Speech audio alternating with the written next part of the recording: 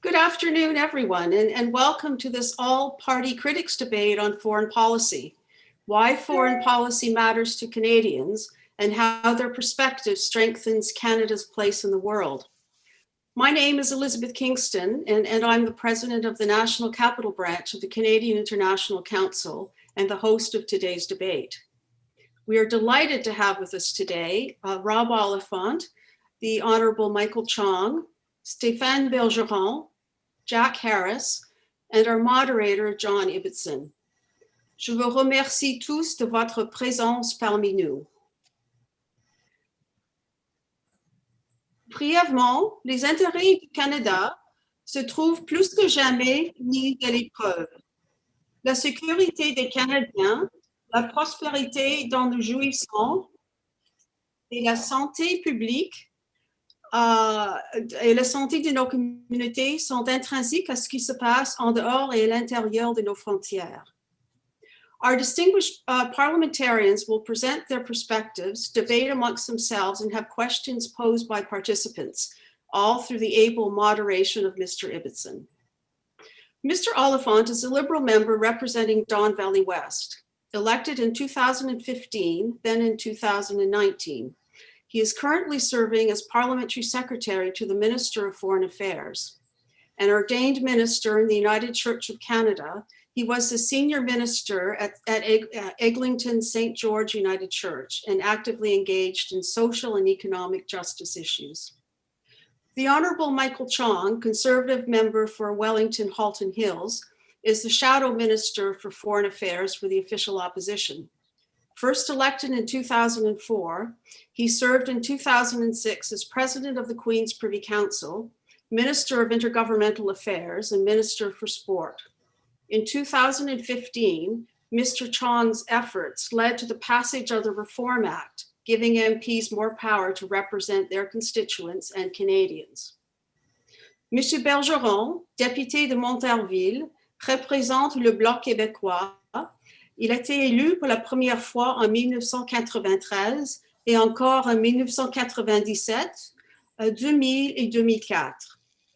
Il est porte-parole du Bloc québécois en matière des affaires étrangères, ainsi que porte-parole en matière des affaires intergouvernementales.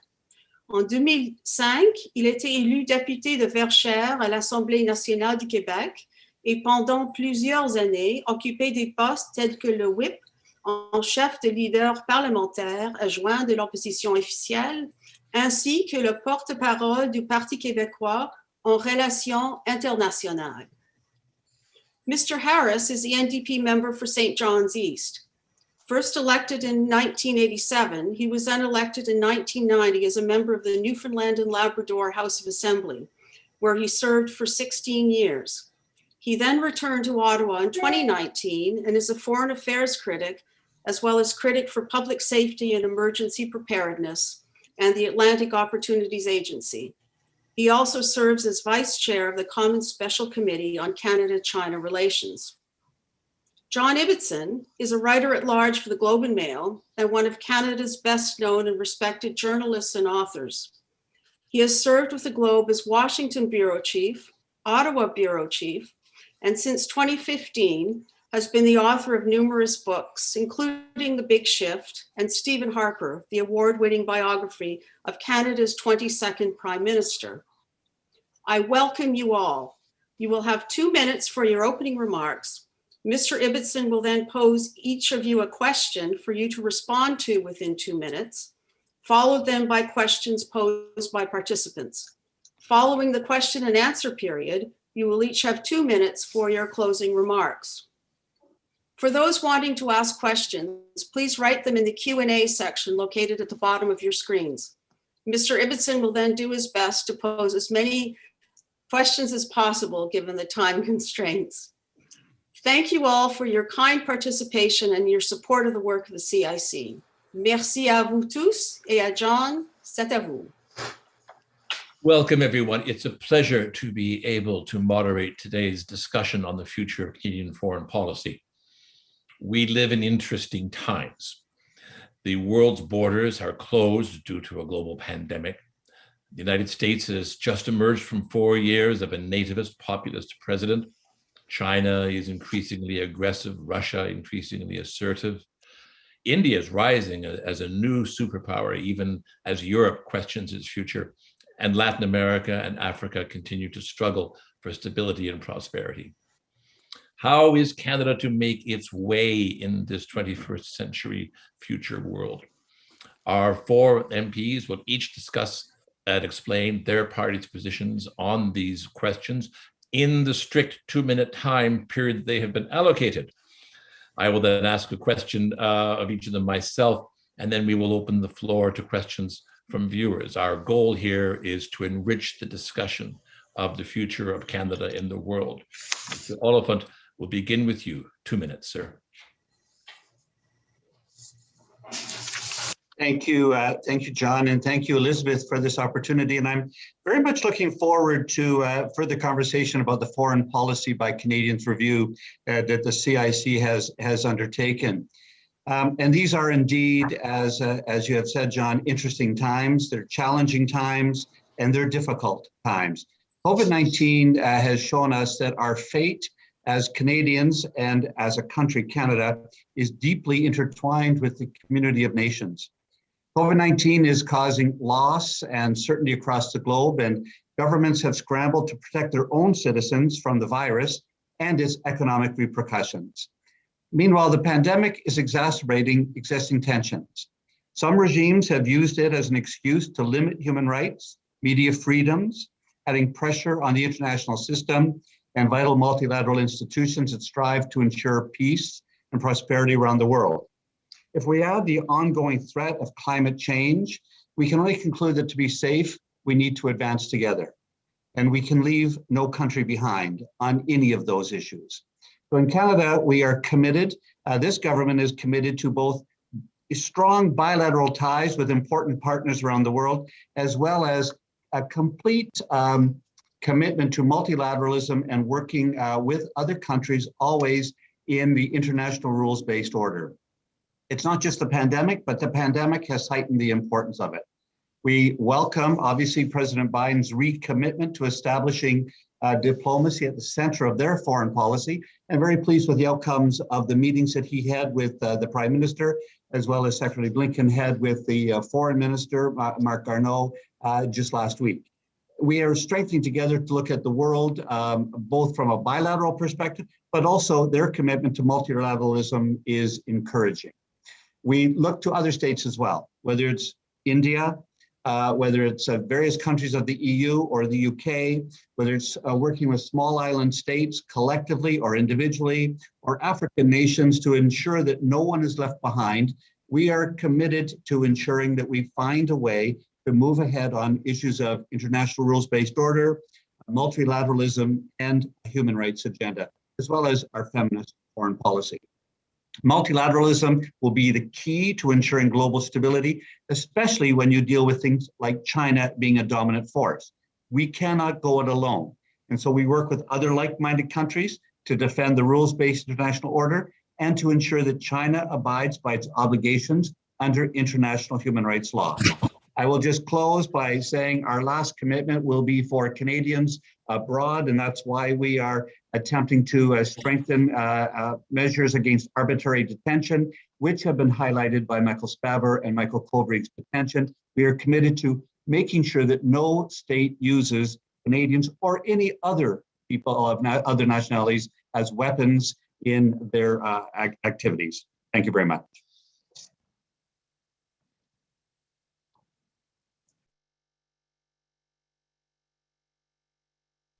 I apologize, Mr. Chung. Well, thank you, John. Thank you for hosting this today, and thank you, Elizabeth, for organizing it. And thank you to the CIC for all the work that you do in foreign policy. I'll just start by saying and acknowledging that the government has had some foreign policy accomplishments. They negotiated a new USMCA under pretty difficult circumstances with an administration that was unlike any other we've seen in recent decades. They concluded a trade agreement with the European Union, and they concluded the Trans-Pacific Partnership, all things which are good for advancing Canada's economic interests. The government has continued with Operation Reassurance in Eastern Europe, which is Canada's largest military mission abroad and shows and demonstrates Canada's commitment to the NATO alliance. And they've continued with Operation Unifier in Ukraine, both important missions in an area of the world that is under threat from increasing authoritarianism. But I think in general, the government's foreign policy has been a disappointment. We've had 4 ministers of foreign affairs in 5 years. The government came to office promising to do much better on climate change, and yet Canada's emissions continue to rise. 729 megatons for 2018, the most recent year for which we have data. On overseas development assistance, the government has cut ODA by 10% coming to office. ODA under the previous government averaged 0.3% of gross national income. ODA under the current government has averaged 0.27% of GNI, a 10% cut. The government came to office promising that the world that Canada was back, but Canada lost the vote for the UN Security Council seat last June with 108 votes, 6 fewer votes than Canada got under the previous government a decade ago. On China and on India, the government's policies often seem incoherent and inconsistent with Canadian values and incoherent when it comes to our interests. So in general, I think the policies of the government in foreign affairs have been a disappointment.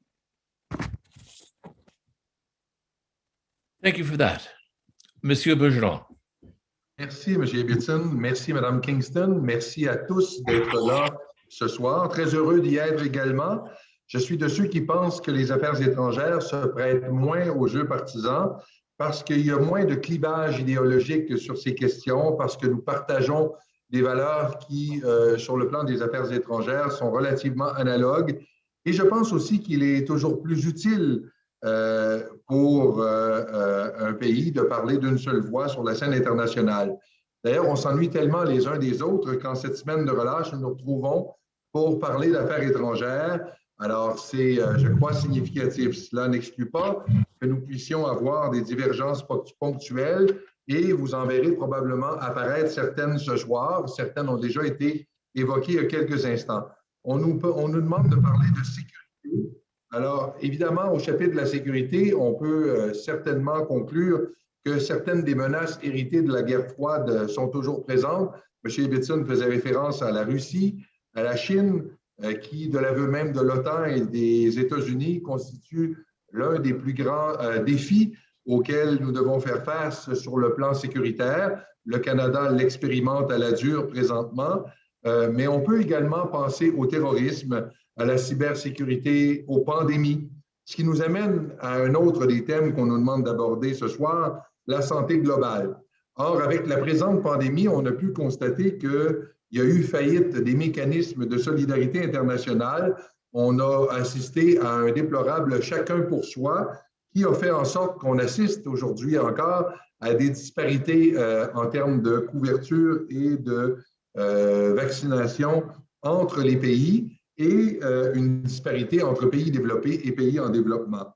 Ce qui a amené la communauté internationale à mettre sur pied l'initiative COVAX qui visait à faire en sorte d'assurer un minimum d'accès aux vaccins aux pays en développement avec les controverses dont vous avez entendu parler ces dernières semaines.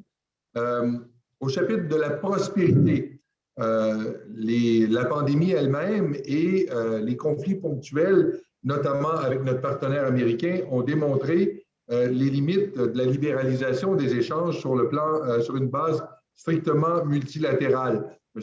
Chong faisait référence aux différentes ententes conclues par le Canada. Or, elles se sont révélées ces derniers temps peu utiles pour nous permettre de faire face à une crise comme celle à laquelle nous faisons face présentement. Au chapitre de la dignité humaine, la pandémie, on doit le noter, a exacerbé les inégalités et M. Oliphant faisait référence, les violations aux droits et libertés de la personne un peu partout à travers le monde. Je crois que c'est M. Ibbitson qui faisait référence également. L'attention du monde étant centrée vers la lutte à la pandémie, on a eu tendance à fermer les yeux sur un certain nombre de choses qui pouvaient se produire partout dans le monde. Une chose est certaine, c'est que les mouvements migratoires nous ont bien démontré que la communauté internationale doit être préoccupée par ces questions et qu'elle doit donc se ressaisir en cette crise à laquelle nous faisons face présentement. Alors, merci et au plaisir d'avoir l'occasion d'échanger au cours des prochaines minutes. Thank you very much for that. And finally, Mr. Harris. Thank you, John. And I want to thank Elizabeth Kingston and the CIC for organizing this event. And I look forward to hearing the results of your full dialogue in the near future with all of your participants. The question, of course, is put before us is why foreign policy matters to Canadians and how do their perspectives strengthen Canada's place in the world? Well, I think it's very clear that Canadians care about foreign policy. We get dozens of letters, sometimes hundreds of letters, sometimes as many as 1,000 letters a day from Canadians who are concerned about matters going on in the world. And they're concerned because they feel that we are part of the world and they want Canada to be an important player in the world and to help to make a better world. Some of the obvious and major concerns that are facing all of us in the world today is the whole issue of climate change and the need to be very rigorous and deal with that issue in a positive way and in a committed way.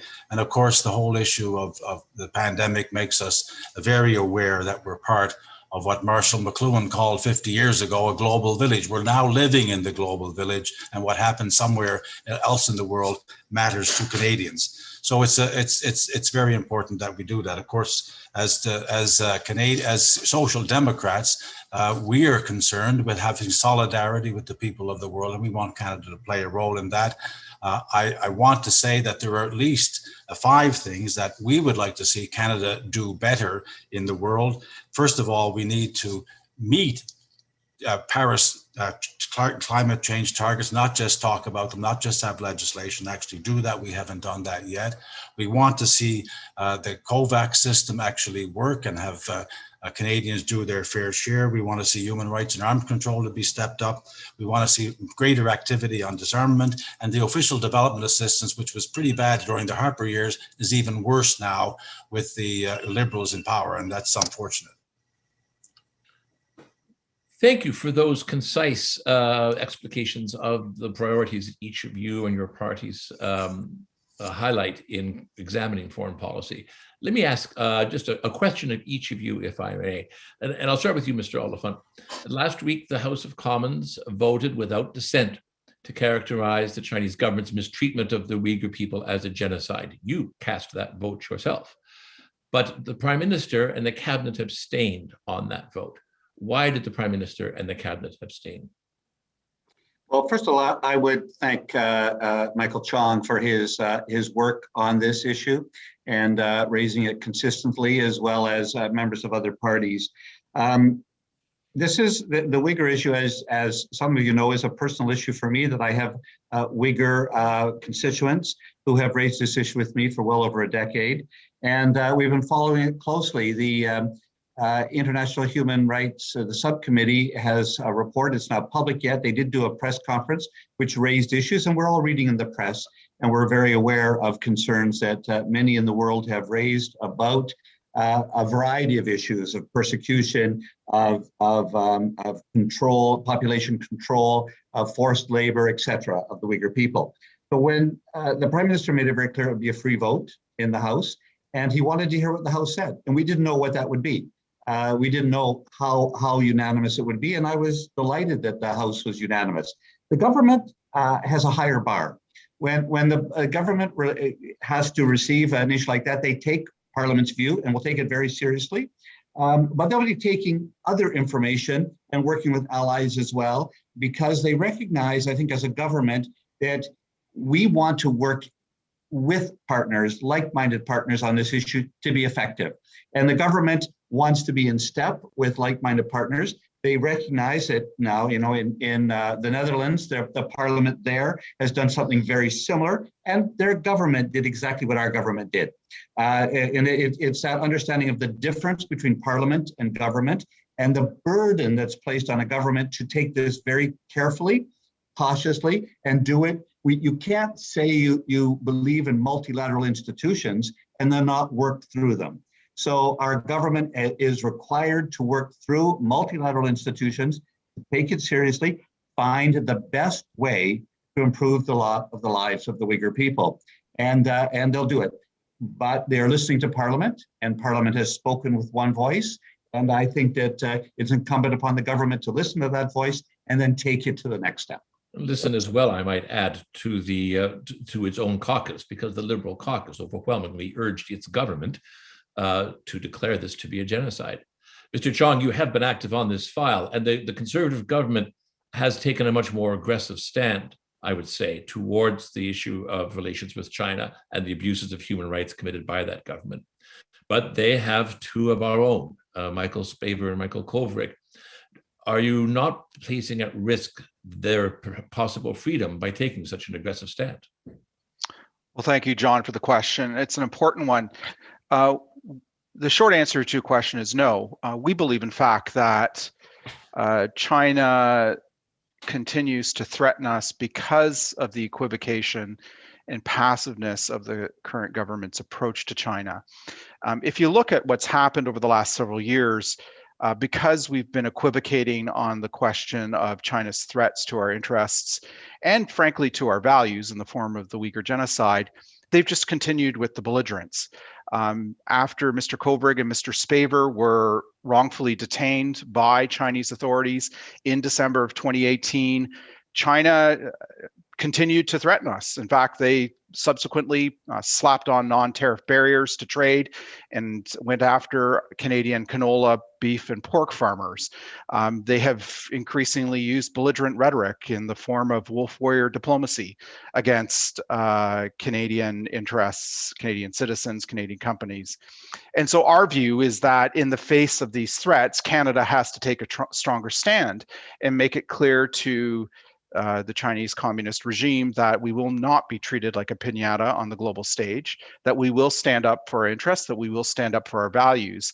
And that's why we've been calling on the government to take a stronger position on a range of bilateral issues in the Canada-China relationship. So that's our view, that the current government's approach is not working. And that's why we've been calling for that stronger position in the face of these threats.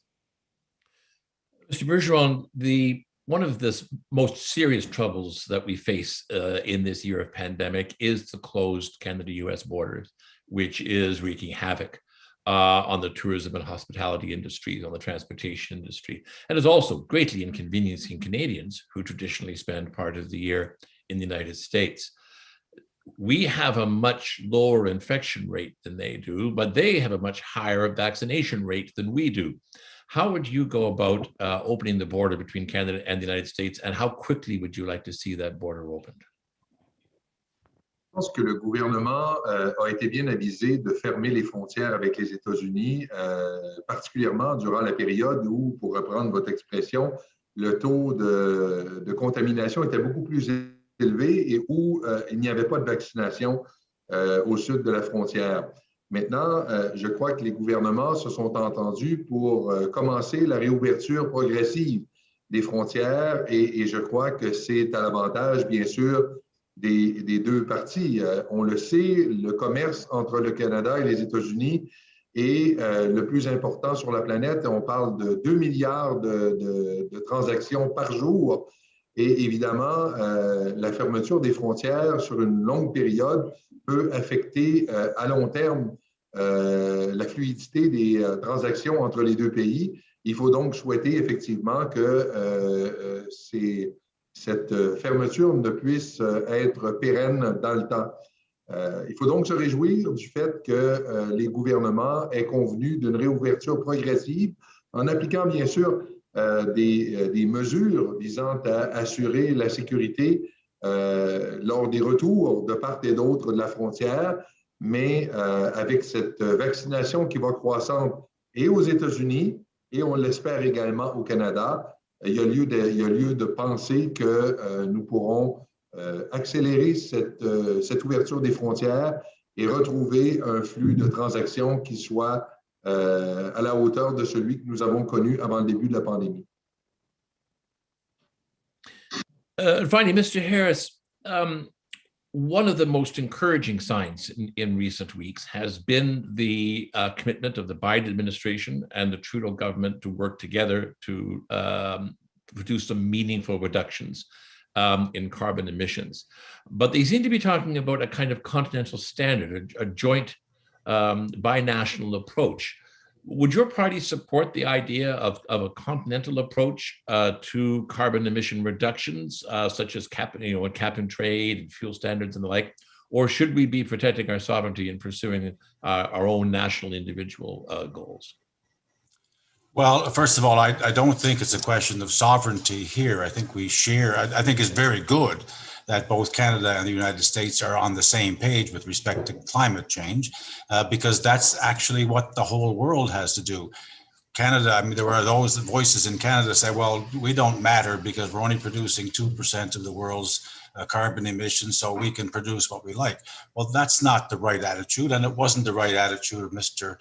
Trump and his administration. So it's much better for us and for the world to have both countries on the same page, both taking this issue seriously, because this is going to require not just Canada and the United States, but the entire world to be on the same page if we are going to solve this problem. And it is the single most important problem facing the world today.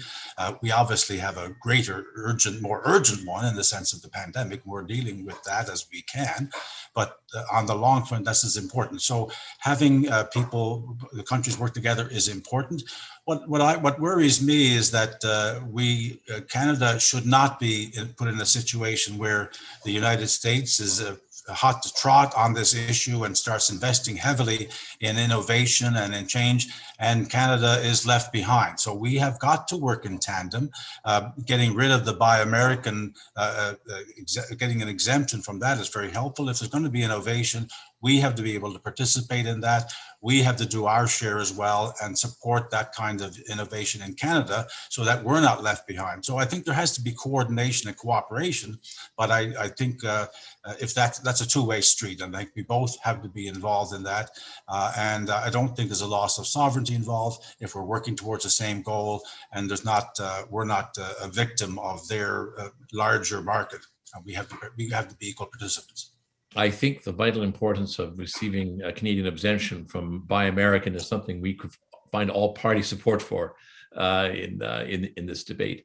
Absolutely. I could go to a second round of questions on my own, but I'm looking at the questions in chat and in Q&A, and they're really interesting. So I think we should get to what I think is probably going to be the best part of the discussion, which is to hear from those who are watching this debate. And I'm going to start with Professor Spencer Henson of the Guelph Institute of Development Studies. He points out that over the last 3 decades, government spending on aid as a proportion of national income has stagnated, to say the least.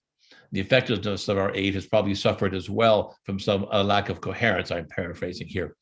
This is not something that the average Canadian cares very much about, it has to be said, but as a result, it is largely an afterthought for the major political parties. What concrete steps can be taken to position Canada as a leader on aid? And Mr. Bergeron, I'll start with you. Écoutez, c'est très intéressant parce que nous sommes justement en train de nous pencher sur cette question au niveau du Comité des affaires étrangères et du développement international. Et on a vu dans le débat des points de vue s'opposer quant à la contribution qui doit être faite par le Canada à ce chapitre. Et évidemment, les points de vue sont divergents quant à la performance, mais je pense que sur le fond, tous et toutes s'entendent quant au fait qu'il nous faut faire davantage. La question est de savoir, avec les moyens limités dont nous disposons, qu'est-ce qui est possible de faire de plus? Je faisais référence tout à l'heure à la question de l'initiative COVAX et le fait qu'il y ait une disparité entre les pays développés et les pays en voie de développement quant à l'accès aux vaccins. Or, lorsqu'on soumet au gouvernement qu'il était plus ou moins approprié de recourir à cette espèce de pool de vaccins au détriment des pays en développement. Le Canada nous dit, le gouvernement canadien nous dit, oui, mais nous avons commandé un très grand nombre de vaccins et le surplus pourra éventuellement être redistribué aux pays en développement. Donc, quant aux moyens, évidemment, les points de vue sont divergents, mais je pense que sur le fond, quant à l'objectif à atteindre, nous sommes tous et toutes d'accord. La question est de savoir comment maintenant nous entendre sur les moyens de faire en sorte de transformer ces intentions en gestes concrets.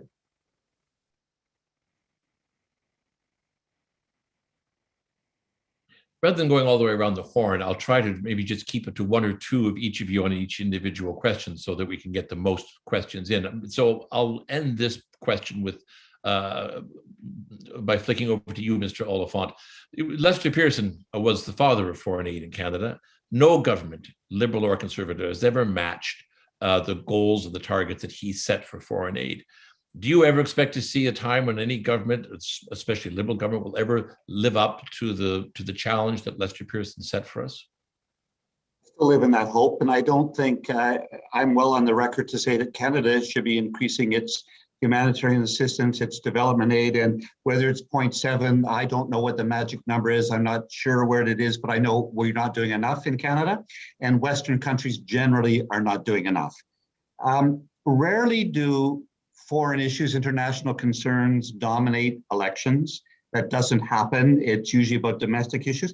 In the last election, though, I was actually kind of pleased that the Conservative Party had in their mandate, in their platform, to cut development assistance by 25%.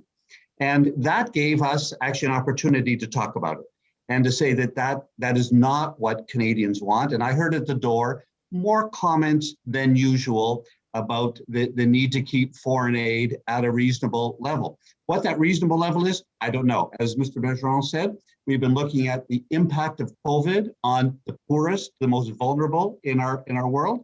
Canada has to do more. I will continue to advocate for that, but I'll also advocate not just to the government, but to Canadians generally. It is still not widely held by Canadians across this country about the importance. And I think COVID-19 helps a bit because until everyone is free of COVID, no one is free of COVID. It's the same about poverty. It's the same about disease. It's the same about famine. It's the same about every issue. Until the whole world have roofs over their head, food on their table, we are all hungry and we're all homeless. And I'll keep fighting for that. Jim Cox makes a very astute observation. He says that expressions of foreign policy have often tended to prefer style over substance, activity over achievement. Can any party provide just one defined, measurable foreign policy goal, something concrete to be achieved? Mr. Chong, could your party create such a goal, such a measure? Well, that's a great question, Jim. Thank you for asking it. I share your view on this, that there's a gap between our rhetoric on the world stage and what action we deliver. In terms of identifiable, quantifiable goals, climate change is one of the most important ones. Canada has made climate change commitments now through a number of international treaties. The Kyoto Protocol was the first one. Subsequently, the Copenhagen Accord, which targets were missed last year, and the next one is the Paris Accord. And that, to me, is one of the big foreign policy goals that we have to accomplish. John Ibbitson mentioned earlier in the conversation in the context of the North American integrated economy, but also globally. So to me, that's a quantifiable goal that we all have as Canadians, that both Liberals and Conservatives have signed on to, a 30% reduction in emissions from 2005 levels by 2030. That is something that we as a country must be seized with, that we must work together to try to achieve over the next 9 short years. Thank you for the question. Mr. Harris, would you care to weigh in on that? Yes, I would. And I would say in terms of Canadian support for internationalism, the foreign policy initiative that Canada could take that would do that would be actually to meet this 0.7% of GDP commitment. And Mr. Oliphant took advantage of his time to criticize the Conservatives for not doing more in international development aid and threatening to cut their contribution. And yet his government did actually that. They actually contributed less than the Harper government did to international development aid. 0.7 of GDP would mean a true underscoring of Canada's commitment to the world, and make sure that we're making a contribution to Africa, African nations that need our help, to Asian nations that need our help, and to make sure that we're able to do the kind of things that Canadians want to do, that Ireland and Norway committed to when they were seeking to be part of the Security Council, and Canada was left behind because we weren't even in the race. So this is something that I think Canadians would, we are in favor of this. We have in election platform one after another made that commitment and said we shall do it in a targeted way and move it step by step up to that commitment. And I think that would define more what Canada means to the world than we have so far.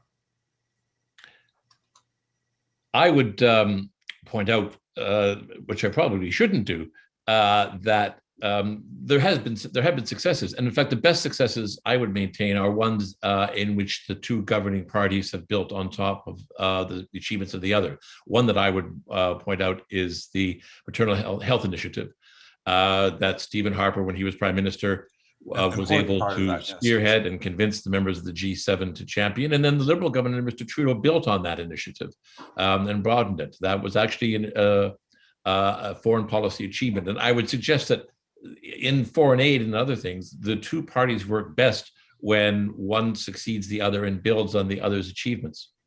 But I have a question here from Colin Tomczyk. Tomczyk, yes.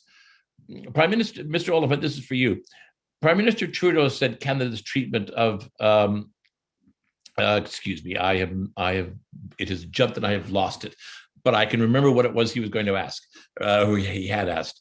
He had pointed out that Canada has a feminist foreign policy, and that our foreign policy initiatives are filtered through a lens of feminist values. How do you reconcile that with selling arms to Saudi Arabia?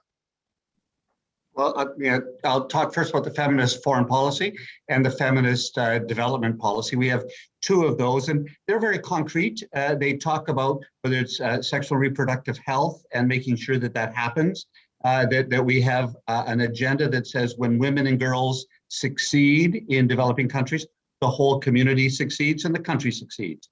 And we've done that very specifically with I know we have many former diplomats in the audience this evening, and we now have 50% of our ambassadors, our high commissioners, the heads of our missions around the world are women, and 50% are men. And we are attempting to continue to do that.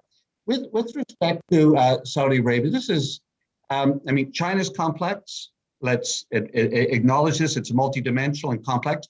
Saudi Arabia, we have raised the issues of human rights publicly, very publicly, when it has come to women in Saudi Arabia, more so than any other country in the world has.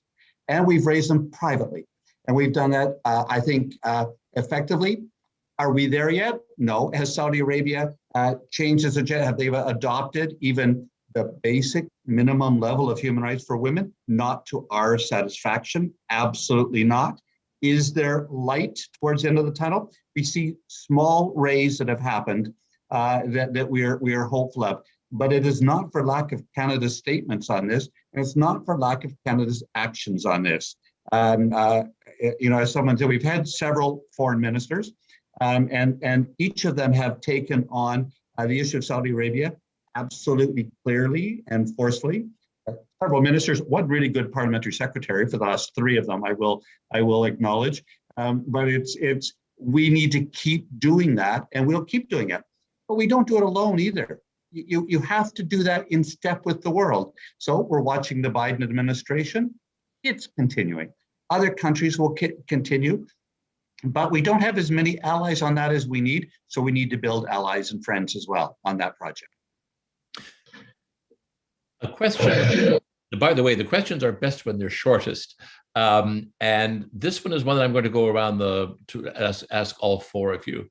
And Of course, it's jumped and I've lost the name of the person who asked it, but I remember the question, which is, what, to your mind, is the single greatest security threat facing Canada in 2021? Now, let's go in reverse order. Mr. Harris, you start. What is the single greatest security threat this country faces today?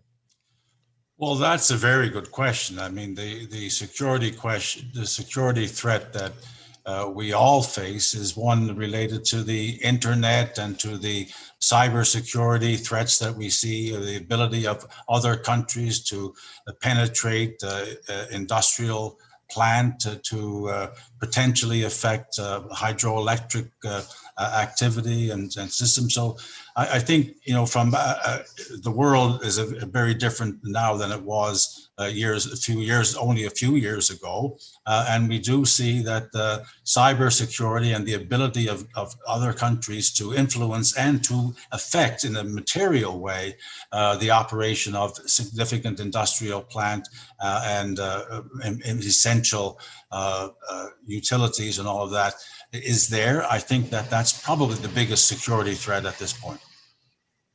Mr. Bourgeois.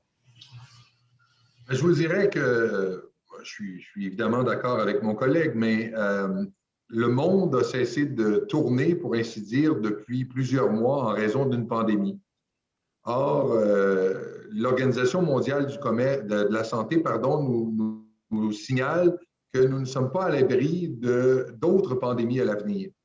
Et je pense que le monde était mal préparé à cette pandémie, que le monde a mal réagi à cette pandémie et qu'il nous faut donc nous préparer de façon beaucoup plus rigoureuse à la prochaine, non seulement sur le plan national, sur le plan de nos systèmes de santé au niveau de chacune des provinces, mais également à l'échelle internationale. Comme je le disais dans mon allocution d'ouverture, il y a un certain nombre de mécanismes de solidarité internationale qui ont failli à la tâche lorsque le virus a fait son apparition et s'est transformé en pandémie. Il faut donc, je pense, tirer les leçons de cette expérience extrêmement traumatisante qui aura littéralement mis le monde sur pause pendant plusieurs mois et nous préparer de façon beaucoup plus convenable à faire face à d'autres épisodes pandémiques qui pourraient survenir dans le futur. I think it is certainly true that if even a little more than a year ago, someone had said the single greatest security threat facing Canada and the world was a virus, a pandemic, very few people would have acknowledged that or thought that that this was indeed the biggest threat that we face. Mr. Chong, if you had to pick one single security threat facing this country, what would that be? Well, thank you, John. These binary questions are always difficult to answer, but I'll make my best attempt. I think the biggest threat we are facing in 2021 is the digital threat. You know, if you look at the threats that are coming to Western democracies, they are largely taking the form of threats that are coming in the digital form. I think about, you know, the decision by the 4 of the 5 Eyes to ban or severely restrict Huawei from the build out of the core of the 5G networks. I think about the theft of intellectual property. I think about the theft or the cyber attacks that authoritarian states and entities acting on behalf of authoritarian states are presenting to both private sector companies and to governments. I think about the rise of massive amounts of disinformation on the internet through social media platforms that have led to the rise of conspiracy theories, that have led to disinformation on vaccines, disinformation on the pandemic, that have led to QAnon and, you know, a complete alternative reality that people have concocted.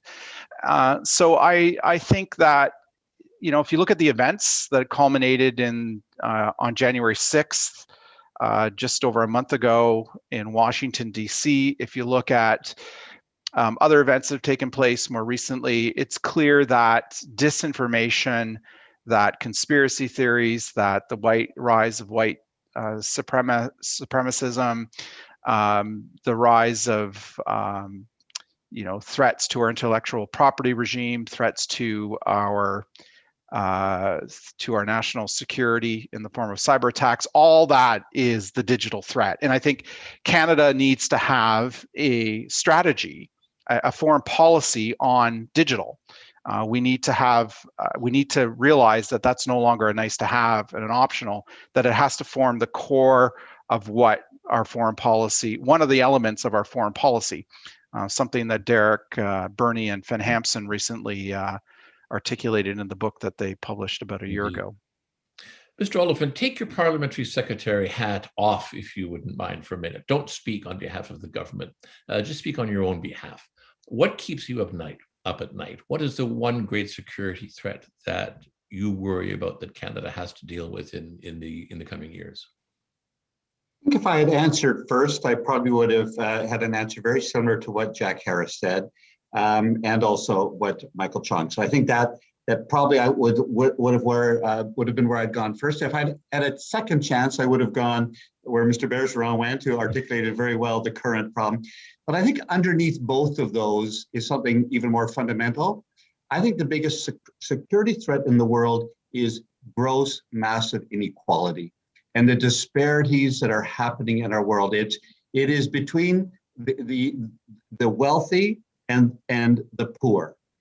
People with power, democratic power, civil power, human rights kind of power over others, people who are left out.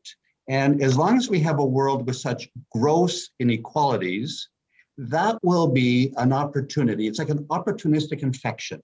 It will be an opportunity for the cyber crimes and misinformation. It'll be the opportunity for further bullying of the poor. As long as there's inequality between men and women, between the North and the South, it is to me an underlying foundational problem that we have to fix. And you don't fix it just by more money.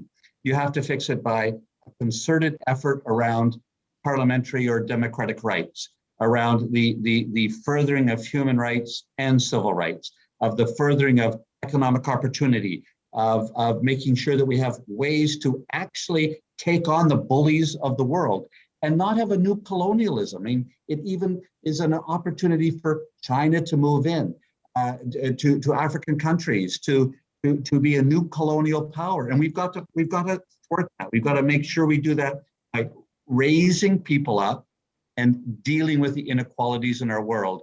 And it's too easy for us in the West, in the North, in Canada, to sit here and to recognize that, yes, there are threats to our security, but those threats are about our privilege. And we just have to find new ways to address that.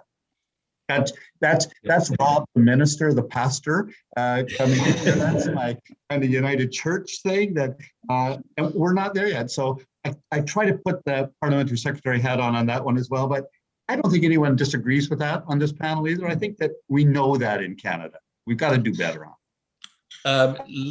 This next question, we'll start with Mr. Chong, then Mr. Oliphant, then Mr. Harris, then Mr. Bergeron, just because I've never done it that way before yet. We've focused a lot on China, as well we should. Not that many years ago, though, we were focusing more intensely on Russia. Again, I think we can claim some foreign policy successes here. It was the Harper government that led the charge to expel Russia from the G8, return to the G7. We were a leader in protecting the rights of Ukraine, passing Magnitsky sanctions. And the Trudeau government followed those policies in the main and toughened many of them. I think no one would say that Chrystia Freeland, as foreign minister, was soft on Russia. But there's a sense, I think, that Russia has sort of fallen onto the back burner, partly because of the rise of China. But I note that the Biden government administration is imposing new Magnitsky sanctions on Russia. Is it time for Canada to follow suit? What would you do next in order to remind Vladimir Putin that the mischief he's trying to get away with in Canada as well, speaking of cyber, is noted and not going to be tolerated? Mr. Chong. Well, that's a great question, John. I think there's a number of things we can do. I think we have to act multilaterally with respect to Russia. And so we should be joining with the European Union and with the United States in sanctioning those individuals close to President Putin who have been engaging in these egregious human rights abuses, who have been supportive of the what's going on in Belarus, what's been going on in Crimea. And so at minimum, we should be sanctioning in concert with the European Union and the United States those individuals close to President Putin, particularly those oligarchs close to him. And so we're calling on the government to do exactly that. Frankly, it's puzzling that hasn't already happened, seeing that the European Union and the Biden administration have already moved. I think we should also be signaling now that we are going to extend the missions in Ukraine, Operation Unifier, and the missions in Eastern Europe, Operation Reassurance, clearly sending the signal that we are committed for the long term to these NATO missions and to the security of the Eastern European Union. So those are two things that I think the government could act on immediately that would be in the multilateral spirit, and that would also show us to be working in concert with our allies vis-a-vis the increasing authoritarianism of the Putin regime. Mr. Oliphant, what do you think? And now I will ask you to put your parliamentary hat back on. What can and should the government be doing to maintain and increase the pressure on Russia? I think Michael Chong has raised some really very important issues, both on the stuff we have already done, whether it's about Crimea, whether it's about Ukraine in general, about territorial integrity, about the way Russia is with its neighbors. And we have made strong statements and taken strong actions, both with respect to defense and with respect to security. I think in recent weeks or months, the story of Alexei Navalny has caught Canadians and it's caught people around the world about the atrocious use of chemical weapons, about the failure of Russia and President Putin's regime to bring those responsible to trial and to justice, to continue that intimidation of his followers by our really arbitrary arrests that are going on. And Canada has spoken about those, but I would say that it is time for us to actually be meeting very clearly with our EU allies, with our NATO allies, with our American counterparts to say what's next. How do we exercise more pressure? It's never easy. We always know that sanctions are done best when they're done in concert with other countries. We want to squeeze Russia, absolutely, but not squeeze them out of conversation. And so that's the fine art of finding a way to put the pressure on, but keep dialogue going. And so that's the government's responsibility. But actually, as Michael was speaking, I took notes and very important things that he was saying. And this is where I think Mr. Bergeron said earlier that this is where we should be less partisan on our issues of foreign policy and build a dialogue or a conversation in Canada among the parties about how to handle Russia. I would think that a Liberal government won't do it the best unless we do it with NDP and Bloc Québécois and the Conservatives and find a way. Then let's ask them. Mr. Harris, do you think that that the parties can act together to place increased pressure on Russia, and how should they act? Well, I think you've raised a very important question, John, because what's been happening in Russia over the last number of years is the rise of authoritarianism that we've seen with Mr. Putin and his grasp on power is unacceptable in the world, and I think it's unacceptable to Russians. Ultimately, we're seeing some pushback on the streets. It's not strong enough to make a change in Russia, but I think the people of Russia need to have the support and know that Canadians and people around the world do support them having a more democratic approach to things, and that the things that are happening now with the treatment of the leader of the opposition are abhorrent to the world, and they should be abhorrent to Russians. And I think you're right. We do what we're doing in Eastern Europe. We support with the support for the nations on the border with Russia, to give them some assurance that we support them and their independence and their own democratic institutions, and attempt to build those and strengthen those. And Michael has made some good suggestions, and I think there's probably a cross-party support for finding initiatives that will work, and that may give some hope to the people of Russia that this is not going to last forever. Mr. Bergeron. Je crois qu'il ne me reste plus grand-chose à dire, sinon que je suis d'accord avec mes collègues. Effectivement, je pense que nous avons une fenêtre d'opportunité absolument extraordinaire présentement.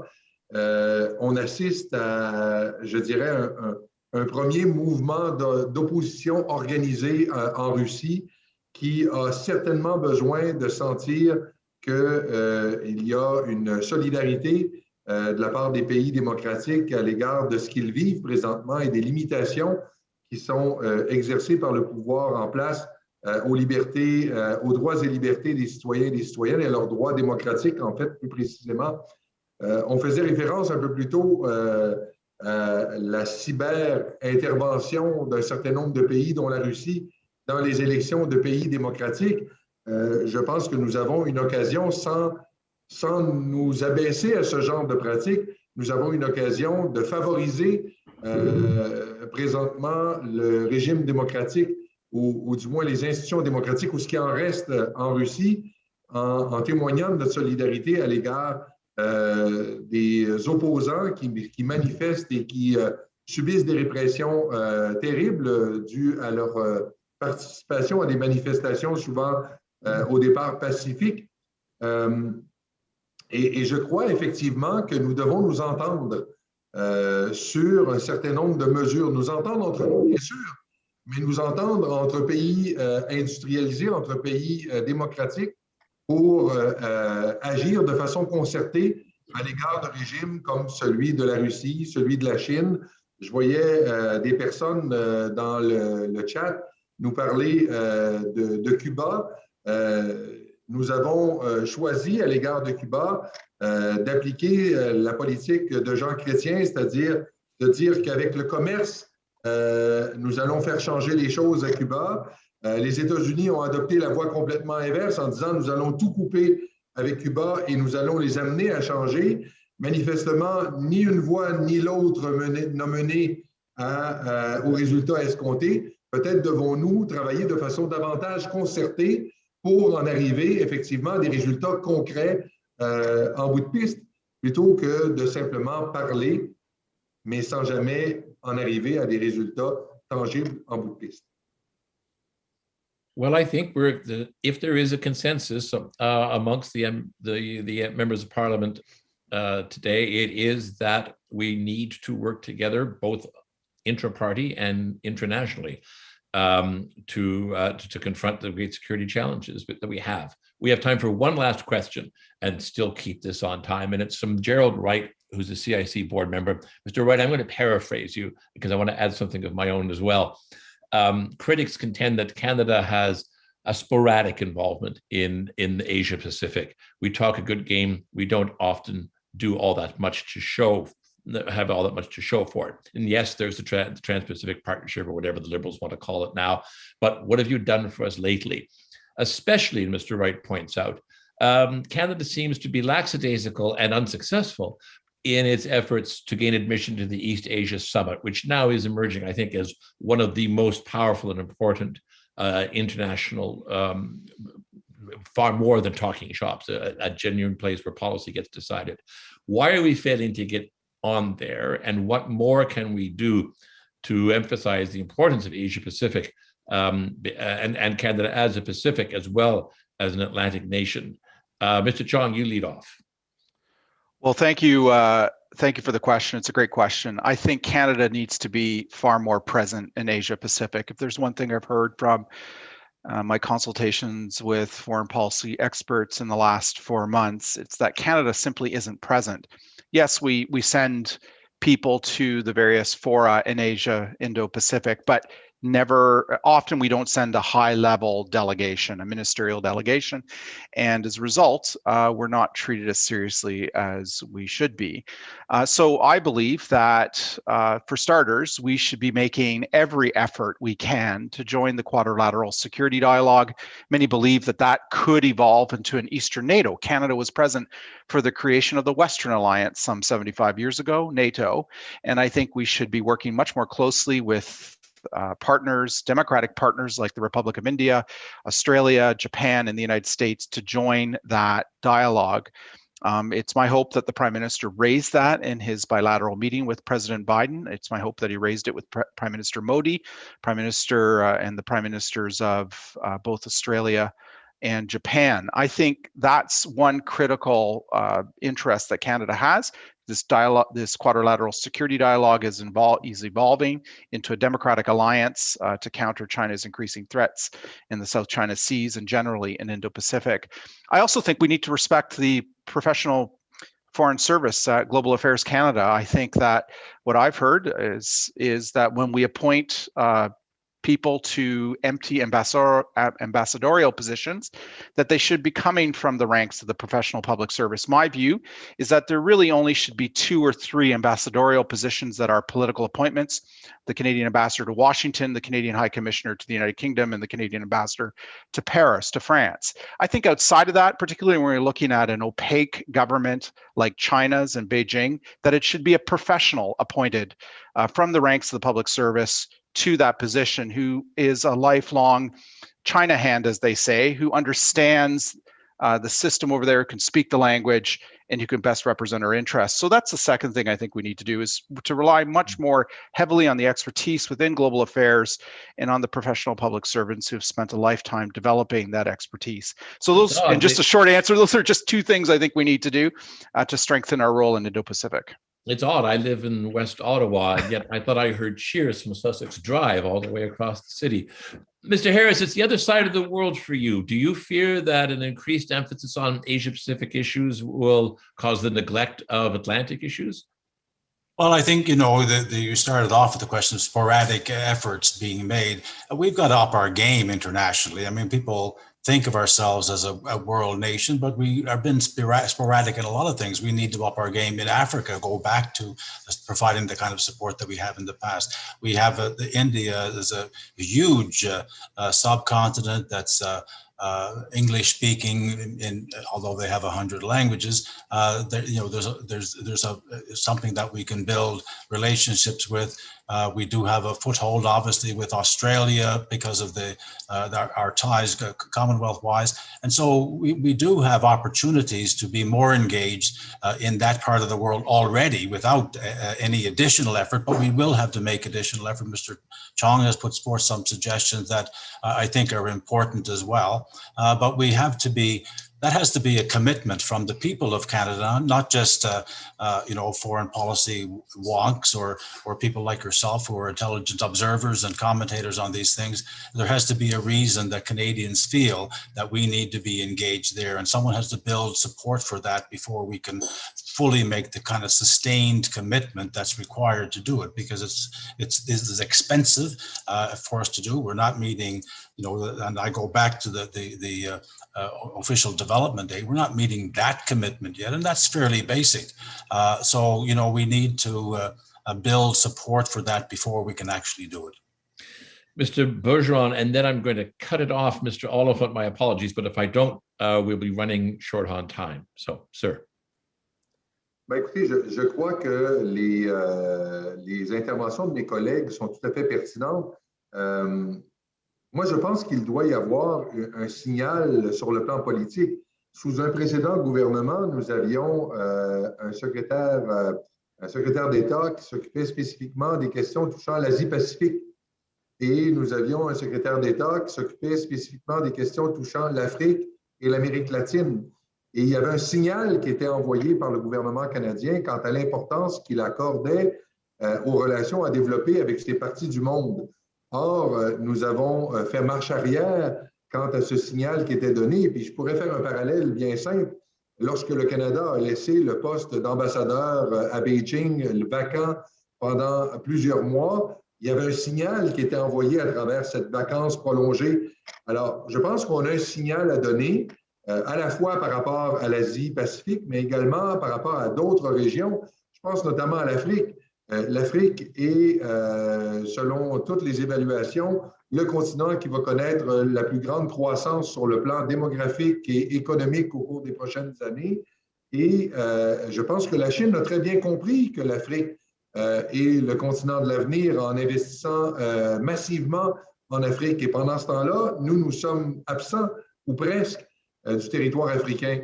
Donc, je pense qu'il faut s'intéresser de nouveau à l'Afrique, il faut s'intéresser de nouveau à l'Amérique latine et il faut également, bien sûr, continuer à s'intéresser activement à l'Asie-Pacifique et donner un signal clair qu'il y a un objectif qui est poursuivi par le gouvernement du Canada à cet égard. I'm going to overrule myself and then change the rules. So, Ms. Kingston, because I am very keen to hear what Mr. Oliphant would have to say about what should be the next act in Asia Pacific now that the Trans-Pacific Partnership is done. Where should the next Liberal priority be? And then we will do a round of closing remarks, but I will ask you to limit yourself to 1 minute rather than 2 so that we can get everything in. I will be short. I think it's critical for Canada and Canadians to recognize that we're a Pacific country. We are, of course, an Atlantic country. We're a country bordering on the United States, but we're a Pacific Rim country. And I wouldn't underestimate the emergence and the importance of the Trans-Pacific Partnership, the CPTPP. It is absolutely critical to open doors. And it is not that we are not at the EAS, the East Asian Summit, EAS, whatever it's called, or ASEAN. We're at both those fora, and we are ensuring that we have representation there. Do we want more? Yes. Do we want that sort of permanent observer status? Yes. Do we want more engagement?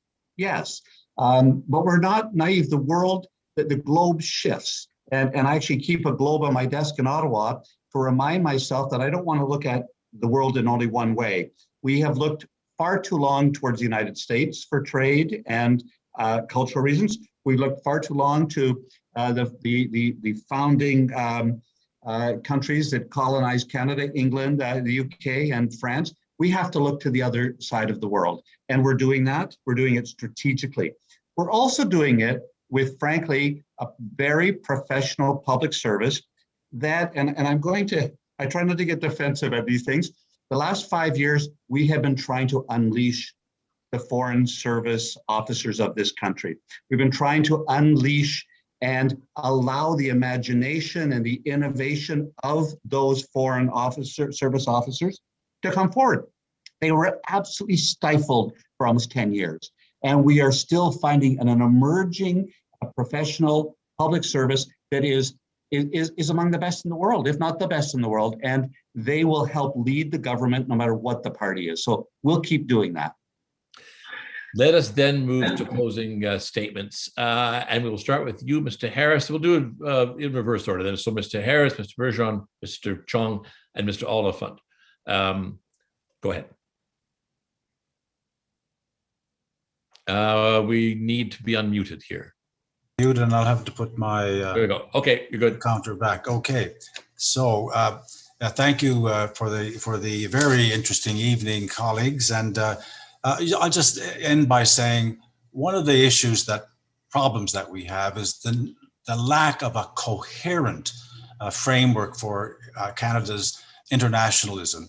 we've had a series of foreign ministers in the last little while. Yes, we have to be engaged, as Mr. Oliphant pointed out, in the institutions of the Pacific as well as the Atlantic. Yes, we have to do all these things. A number of people tonight have talked about Cuba. We haven't talked about ourselves, but where is our consistent policy with respect to Cuba? We missed out on an opportunity to build a relationship, as they are seeking to have a stronger relationship with North America. Where are we when it comes to important work that we've been, we're supposed to be back, but the evidence for us being back is somewhat lacking to date. We are more than simply a middle power. We're actually the 10th largest economy in the world, and we do have a strong role to play. We have to put that forward and play that strong role by committing more of our own resources to international support and the development.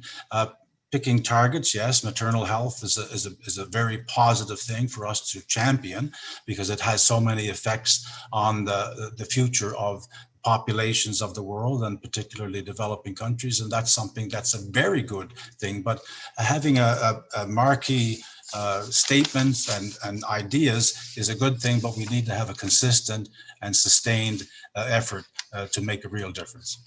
Mr. Bergeron. Alors, merci beaucoup. Merci aux collègues. Merci encore aux organisateurs de cet événement de nous avoir donné l'opportunité de débattre de questions qui nous passionnent littéralement, les questions touchant les affaires étrangères. Dans une des questions qui nous a été posée ce soir, on nous a mis au défi de ne pas nous en tenir aux vœux pieux, de ne pas nous en tenir simplement à des grands principes, mais de faire en sorte de les traduire en gestes concrets. En d'autres termes, pour reprendre une expression québécoise, faire en sorte que les bottines suivent les babines. Et il faut remarquer à cet égard que malheureusement, les bottines ne suivent pas toujours les babines. On l'a vu, par exemple, sur la question de l'aide au développement. Nous sommes tous et toutes d'accord quant au fait qu'il faille accroître la contribution du Canada à l'aide au développement. Et pourtant, ça ne se traduit pas en gestes concrets. Si ça se trouve, nous réduisons progressivement notre contribution. On parlait de l'initiative qui a été, M. Oliphant parlait de l'initiative du Canada au niveau des détentions arbitraires. Alors, c'est certainement une initiative qui est extrêmement positive et il faut la saluer. Mais comment se fait-il que pendant que nous parlons de détention arbitraire, nous laissons des enfants citoyens canadiens croupir dans des camps de réfugiés au nord de la Syrie? Il faut intervenir. On parle d'une politique féministe. Vous l'avez souligné, M. Ibbitson, nous parlons d'une politique féministe et pendant ce temps, nous continuons à vendre des armes à l'Arabie saoudite, alors même qu'un groupe d'experts internationaux sur le Yémen a demandé au Canada de cesser toute exportation. C'était la toute première fois que le Canada était identifié comme étant l'un des pays contribuant à la poursuite du conflit au Yémen. Alors, c'est extrêmement préoccupant que d'être ainsi pointé du doigt. On parlait bien sûr du génocide des Ouïghours.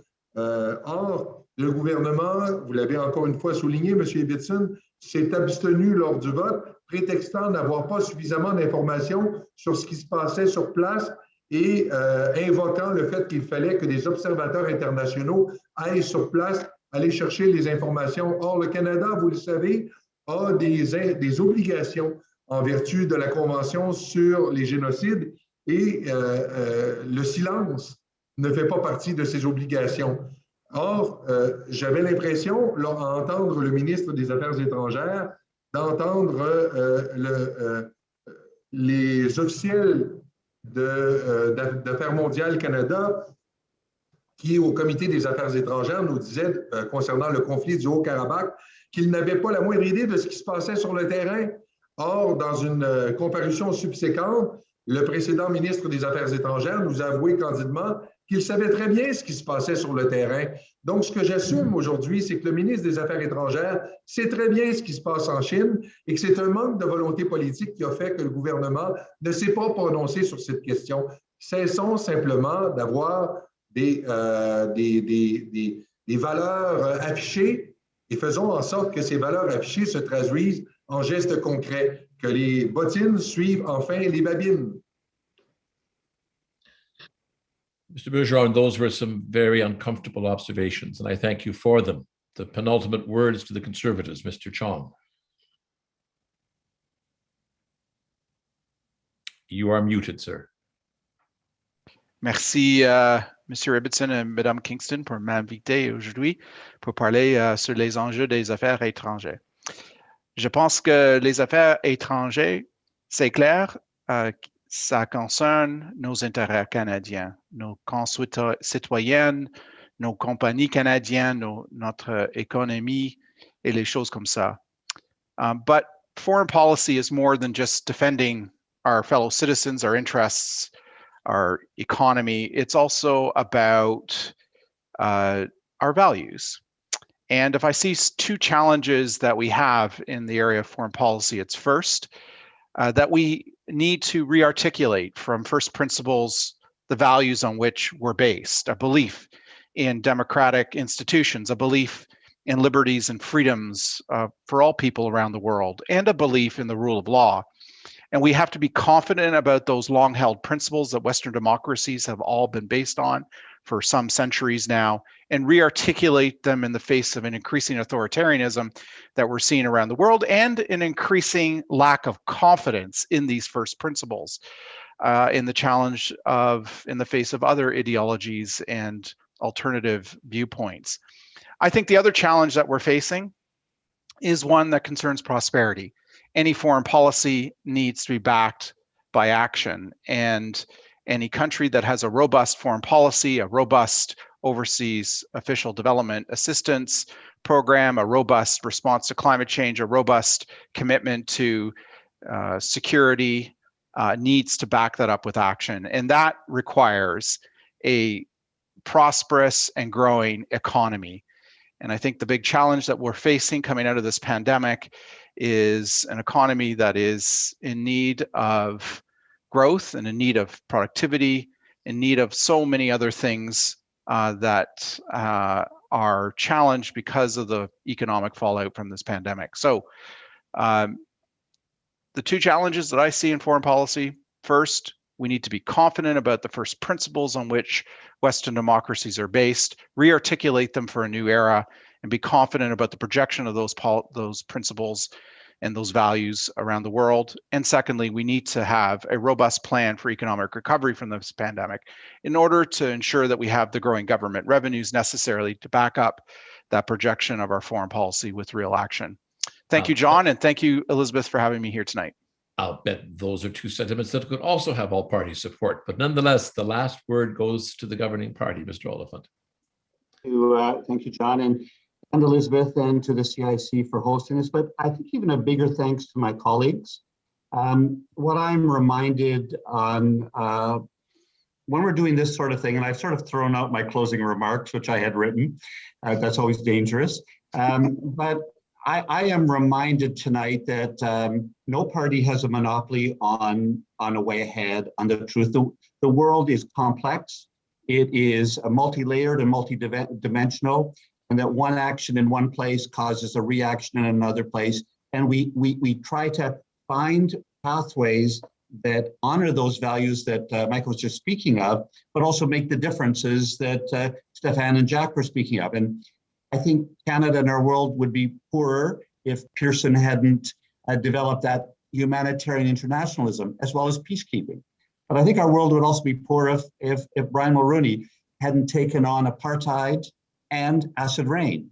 And I think our world would be poorer if Stephen Lewis hadn't gone to Africa and brought Africa back to Canada in the height of the AIDS crisis.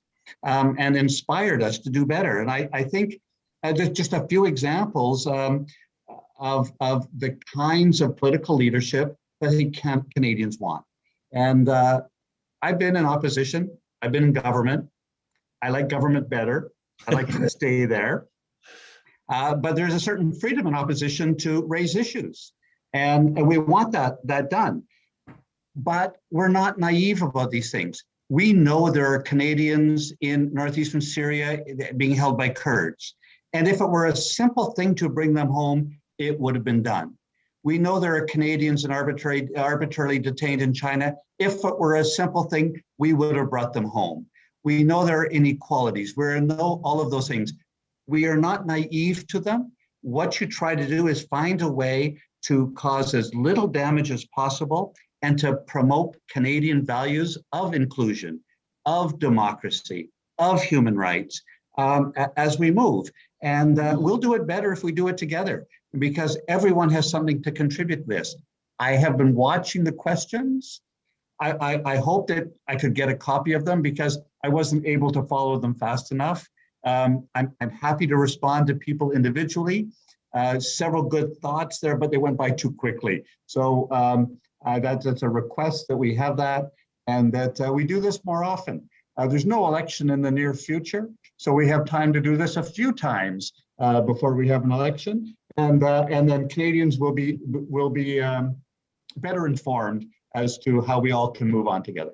Thanks. I'll hold you to that, Mr. Oliphant, that there is no election in our near future.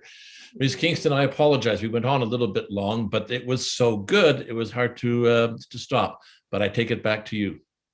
And Mr. Ibbitson, I entirely agree with you that it was not at all possible to stop at the allotted time, given the tremendous conversation. And we will make sure that you have the questions that are in the chat, so you may respond. And Mr. Oliphant, I couldn't think of a better way to sum it up, actually, the way that you said that foreign policy for Canadians and on behalf of the National Capital Branch of the CIC, I would like to thank you all once again for a most comprehensive and enlightening debate on foreign policy issues and what matters to Canadians. It has been a unique and informative opportunity to discuss the issues that matter to Canadians at a time where we look to resolve important matters related to our health, safety, security, and prosperity. I know that time is precious for all of you, and we very much appreciate the time and thoughtfulness you took today to answer these important questions.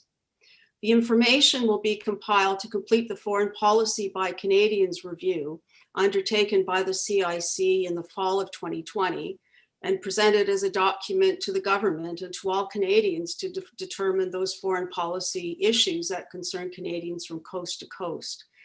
This discussion has been most helpful and key to the CIC as we complete our work, and perhaps I may hold you to that thought of reconvening again at another time.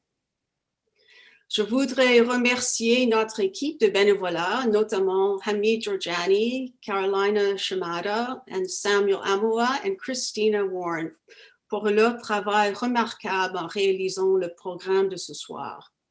Et à vous les participants, to you our participants, thank you very much for joining us this evening.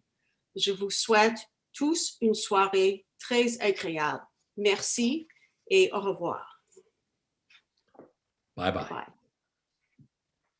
Merci beaucoup. Merci entre autres à notre traducteur.